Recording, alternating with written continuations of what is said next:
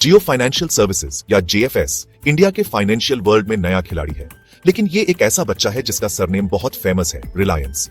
Reliance industries से अलग होकर जेएफएस ने सबका ध्यान खींचा है। क्यों? क्योंकि जियो ब्रांड से जुड़ी किसी भी चीज से बहुत ज्यादा उम्मीदें होती हैं। सोचिए, जियो ने टेलीकॉम इंडस्ट्री का क्या किया। वो आया, सब कुछ बदल दिया और छा गया। अब इन्वेस्टर्स सोच रहे हैं कि क्या जेएफएस फाइनेंशियल सर्विसेज सेक्टर में भी वही जादू कर पाएगा, एक ऐसी इंडस्ट्री जो पहले से ही बड़े खिलाड़ियों से भरी है। वादा बहुत बड़ा है, जियो के बड़े कस्टमर बेस का फायदा उठाते हुए लाखों भारतीयों तक लोन, इंश्योरेंस और डिजिटल पेमेंट जैसे फाइनेंशियल प्रोडक्ट्स पहुंचाना। ये एक्साइटमेंट सिर्फ ब्रांड नेम की वजह से नहीं है, ये इसके ऑपरेशंस के पोटेंशियल स्केल के बारे में है। जेएफएस के पास 470 मिलियन से ज्यादा जियो टेलीकॉम यूजर्स का डेटा और पहुंच है। ये सोने की खान है। इसका मतलब है कि जेएफएस बहुत कम लागत पर एक बड़ी ऑडियंस को पर्सनलाइज्ड फाइनेंशियल प्रोडक्ट्स ऑफर कर सकता है। कल्पना कीजिए कि आपको सीधे आपके माईजियो ऐप पर लोन का ऑफर मिल रहा है। ये direct to customer model game को पूरी तरह बदल सकता है। कंपनी ने अपनी यात्रा एक मजबूत कर्ज मुक्त बैलेंस शीट के साथ शुरू की, जो किसी भी नई कंपनी के लिए एक दुर्लभ फायदा है, खासकर कैपिटल इंटेंसिव फाइनेंशियल सेक्टर में। ये मजबूत नींव इसे भारी ब्याज भुगतानों के दबाव के बिना एक्सपेरिमेंट करने और बढ़ने की ताकत देती है। हालांकि बड़ी उम्मीदों के साथ बड़े जोखिम भी आते हैं। भारतीय फाइनेंशियल मार्केट को क्रैक करना आसान नहीं है। ये पहले से ही एचडीएफसी बैंक, बजाज फाइनेंस और कई अन्य बड़े अनुभवी खिलाड़ियों से भरा हुआ है। इन कंपनियों ने अपने बिजनेस बनाने, अपने रिस्क मैनेजमेंट सिस्टम को परफेक्ट करने और अपने कस्टमर्स का भरोसा जीतने में दशकों लगाए हैं। जेएफएस इस बहुत कंपेटिटिव अरीना में एक शक्तिशाली ब्रांड के साथ एंट्री कर रहा है, लेकिन लेंडिंग या फाइनेंशियल रिस्क मैनेज करने में इसका बहुत कम ट्रैक रिकॉर्ड है। हर इन्वेस्टर के दिमाग में सबसे बड़ा सवाल यह है कि क्या एक मजबूत ब्रांड और एक बड़ा कस्टमर डेटाबेस जमीन से एक प्रॉफिटेबल और सस्टेनेबल फाइनेंशियल सर्विसेज कंपनी बनाने के लिए काफी है। ये आज जेएफएस को देखने वाले किसी भी व्यक्ति के लिए मुख्य दुविधा है। एक तरफ आपके पास डिस्ट्रप्शन की अविश्वसनीय संभावना है, जिसे जबरदस्त रिलायंस इकोसिस्टम का समर्थन प्राप्त है।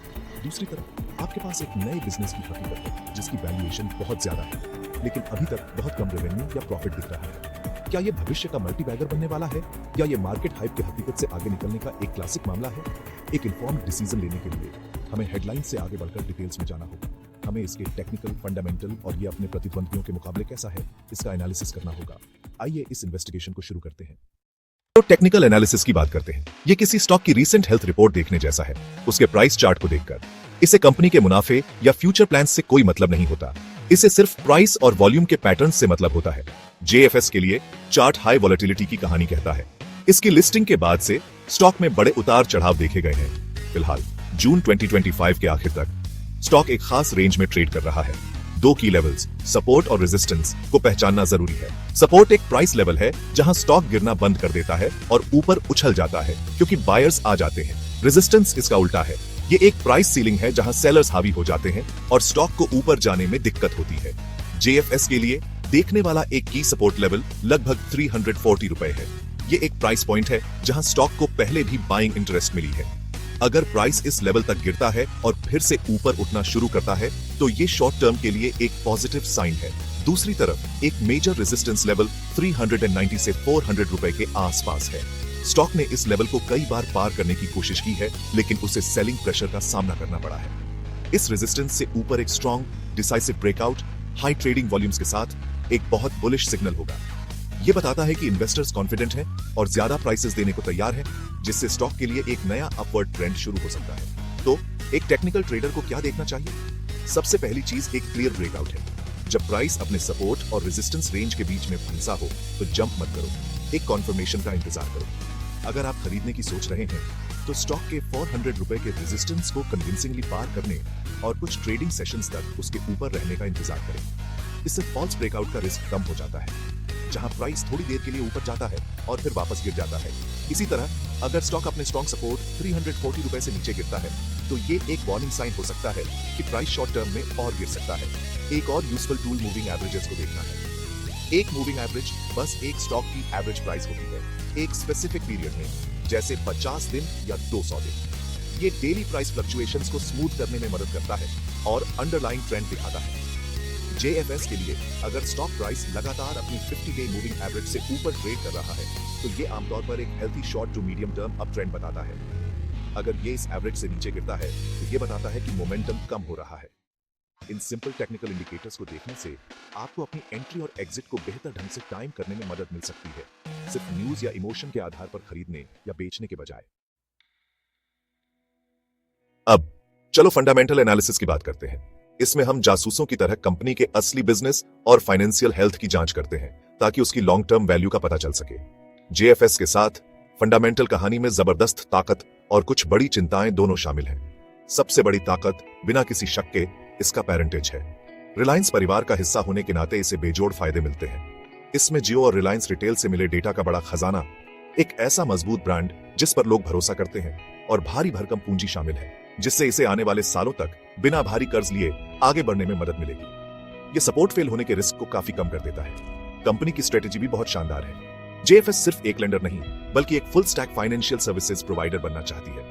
इसने दुनिया के सबसे बड़े एसेट मैनेजर ब्लैकरॉक के साथ पार्टनरशिप करके एसेट मैनेजमेंट बिजनेस में एंट्री कर ली है। यह एक बहुत बड़ा स्टेटमेंट ऑफ इंटेंट है। इस प्लान में इंश्योरेंस, डिजिटल पेमेंट और अलग अलग तरह के लेंडिंग प्रोडक्ट्स शामिल है।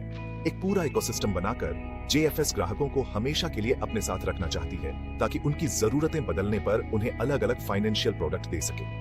यह integrated approach digital first model के साथ मिलकर अगर अच्छे से लागू की जाए तो लॉन्ग रन में बहुत ज्यादा ऑपरेटिंग एफिशिएंसी और मजबूत ग्रोथ ला सकती है। हालांकि हमें चिंताओं पर भी ध्यान देना होगा और वे छोटी नहीं है। सबसे बड़ी चिंता वैल्यूएशन। शेयर मार्केट जेएफएस को एक बहुत बड़े मार्केट कैपिटलाइजेशन पर वैल्यू कर रहा है, लेकिन कंपनी के पास फिलहाल इसे सही ठहराने के लिए बहुत कम रेवेन्यू और प्रॉफिट है। निवेशक भविष्य की ग्रोथ के वादों के आधार पर आज एक ऊंची कीमत चुका रहे हैं। इसे प्राइसिंग इन द फ्यूचर कहते हैं।